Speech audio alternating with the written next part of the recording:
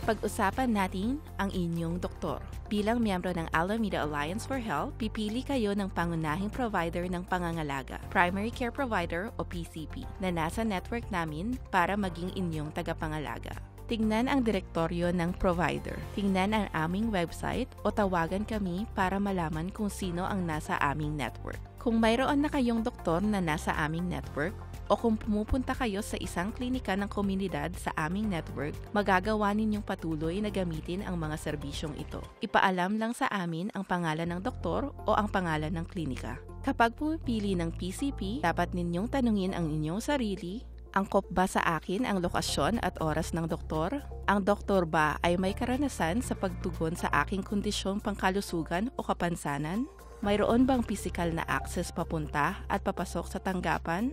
Nagsasalita pa ng wika ko ang doktor. Ang inyong PCP ay makakatulong na pamahalaan ang inyong kalusugan sa pamamagitan ng pagtatala ng pangangalaga sa inyo at iyong kasaysayan. Titiyakin din ng inyong PCP na makukuha ninyo ang pangangalagang kailangan ninyo, gaya ng mga referral sa mga espesyalista at pagsusuri sa laboratorio. Kapag nagpatingin kayo sa inyong PCP, sundin ang mga simpleng tip na ito. Sabihin sa inyong doktor kung ano ang mga problema ninyo, ano ang mga ginagawa ninyo para mapangalagaan ang inyong sarili at kung ano ang mga gamot ninyo. Pakinggan ang sasabihin ng inyong doktor. Dapat niyang ipaliwanag sa inyo ng malinaw ang mga bagay at pakinggan kayo sa kung ano ang sasabihin ninyo.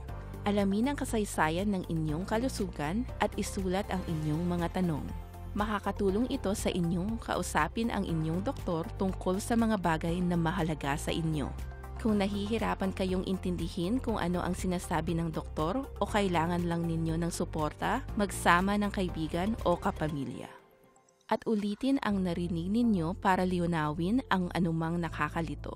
Halimbawa, tiyaking alam ninyo kung paano iinumin ang bagong gamot o kung saan pupunta para sa follow-up na pagsusuri.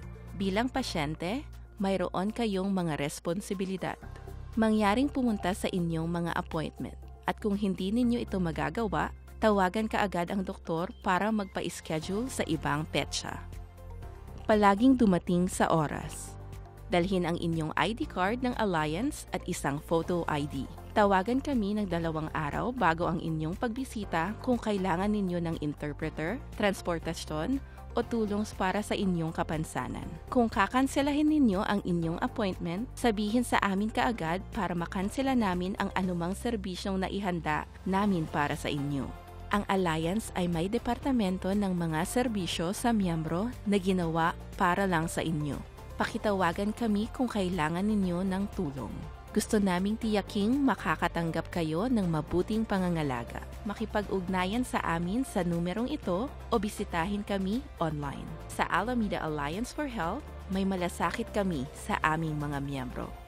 Sa pamamagitan ng pagbibigay ng pangangalagang pangkalusugan na maaasahan ninyo at serbisyong mapagkakatiwalaan ninyo.